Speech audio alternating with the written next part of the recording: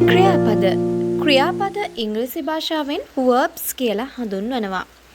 ක්‍රියාපද කිව්වම ඔයාගේ ඔළුවට එක පාරටම එනව ඇත්තේ මම කනවා බොනවා නානවා ඔන්න ඔය බනිනවා ඔය ආදී වශයෙන් කෙනෙක් කරන ක්‍රියාපද නේද? කෙනෙක් කරන ක්‍රියාපද කෙනෙක් විසින් කරන ක්‍රියාපද තමයි ඔයාට එක පාරටම ඔළුවට එනව ඇත්තේ.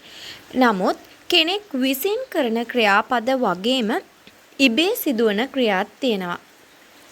උදාහරණ විදියට කිව්වොත් ඉර පායනවා. අපි කියන්නේ ඉර උදා වෙනවා කියලා. ඉර උදා වෙනවා. ඒ වගේම තමයි ඉර බැස යනවා. අපි කියන්නේ ඉර බහිනවා කියලා.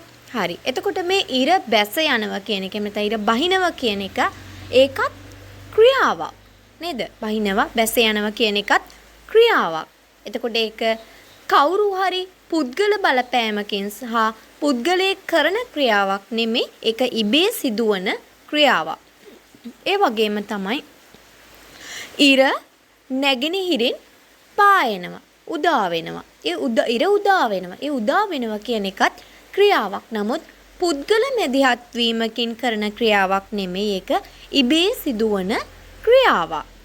ඒ වගේම සුළඟ හමනවා. හුළඟ හමනවා. හමනවා. බලන්න, මේ හමනවා කියන එකත් ක්‍රියාවක්. ඒ වගේම ගස් සුළඟට වැටෙනවා. ඒ වැටෙනවා කියන එකත් එතන ක්‍රියාවක් නේද? කවුරු හරි විසින් වටන්නේ නැහැනේ. ඉබේටමයි වැටෙන්නේ සුළඟට.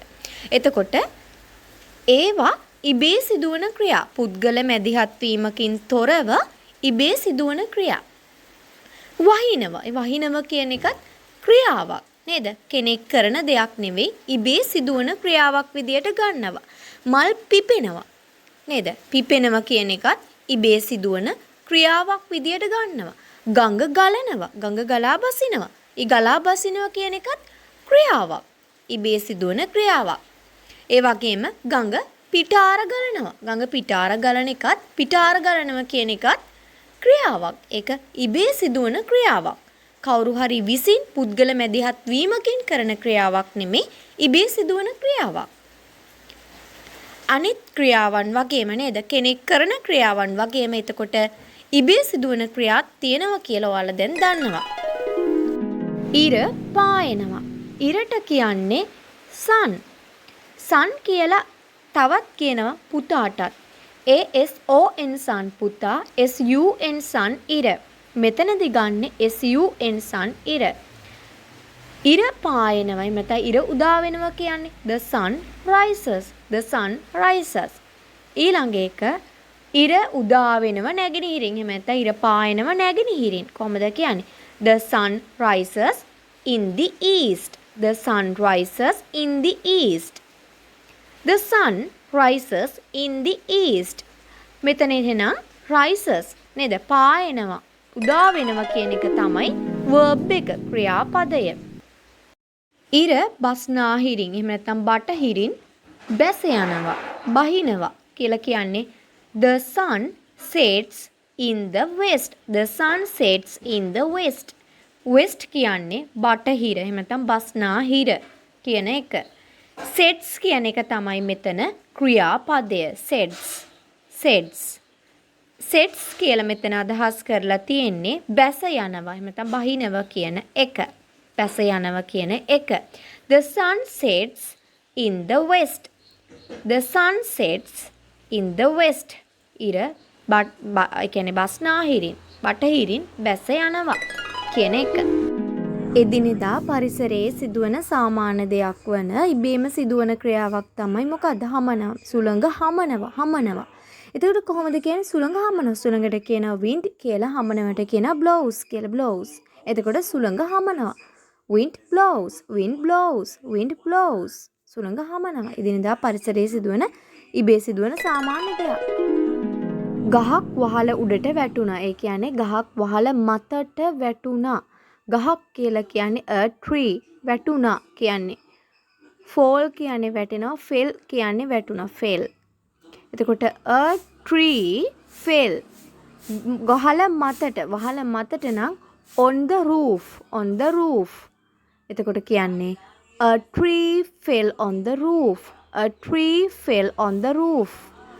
ගහක් වැටුණා වහල උඩට. වහල මතට. ලොකු ගහක් වහල මතට වැටුණා. ලොකු ගහක් කලින් කිව්වේ ගහක් කියලානේ. දැන් කියනවා ලොකු ගහක් වහල මතට වැටුණා. ලොකු ගහක් කියලා කියන්නේ a big tree. A big tree. A big tree fell on the roof. A big tree fell on the roof. ලොකු ගහක් වහල උඩට වැටුණා. අපි කියන්නේ ලොකු ගහක් වහල උඩට වැටුණා කියලා. ලොකු ගහක් වහල මතට වැටුණා. A big tree fell on the roof. එතකොට සුළඟට ගස් වැටෙනවා කියලා කියන්නේ ගස් වලට කියන්නේ trees. tree කියන්නේ ගස, trees කියන්නේ ගස්. සුළඟට ගස් වැටෙනවා. ගස් වැටෙනවා සුළඟට කියලා කියන්නේ trees කියන්නේ ගස්, fall කියන්නේ වැටෙනවා in the wind. සුළඟට trees fall in the wind. ගස් සුළඟට වැටෙනවා. trees fall in the wind.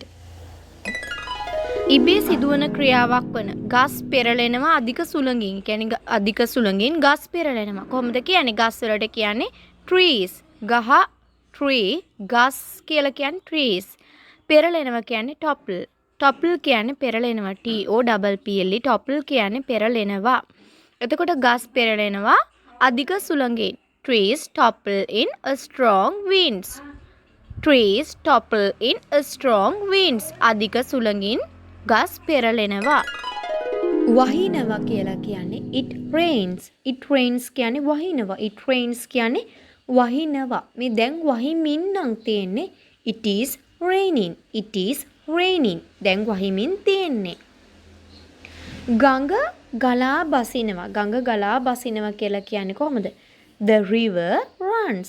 The river runs. The river runs. එතකොට කලින් කිව්ව වාක්‍යයේ rain කියන්නේ වහිනවා කියන්නේ ඉබේ සිදුවන ක්‍රියාපදය. ඊටත් කලින් කිව්ව වාක්‍යයේ topple කියලා කියන්නේ පෙරලෙනවා කියලා කියන්නේ ඉබේ සිදුවන ක්‍රියාපදය. දැන් එතකොට මෙතන runs කියලා කියන්නේ ගලාගෙන යනවා. ගලා බසිනවා කියන එක. ඒක තමයි ඉබේ සිදුවන ක්‍රියාපදය. The river runs. The river runs. ගඟ ගලා බසිනවා. ඒ වගේම ගඟ ගලා බසිනවා, ගඟ ගලා යනවා කියලා කියන්න පුළුවන් the river flows. The river flows කියලා. ඒ වගේම ගඟ පිටාර ගලනවා. දැන් මේ වෙලාවේ ගඟ පිටාර ගලමින් තියෙනවා නම් කියන්න පුළුවන් the river is overflowing. The river is overflowing. The river is overflowing. overflow කියන්නේ පිටාර ගලනවා. overflow කියන්නේ පිටාර ගලනවා. ගඟ දැන් වෙනකොට පිටාර ගලමින් නම් තියෙන්නේ the river is overflowing. The river is overflowing කියලා කියන්න පුළුවන්. The river is overflowing.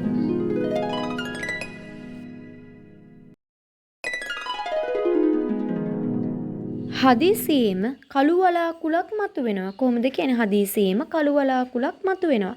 හදිසියෙම කියලා කියන්නේ suddenly. suddenly. suddenly.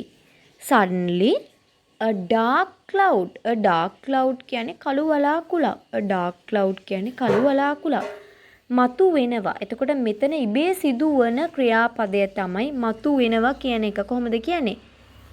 appears කියලා. appears කියලා. suddenly a dark cloud appears.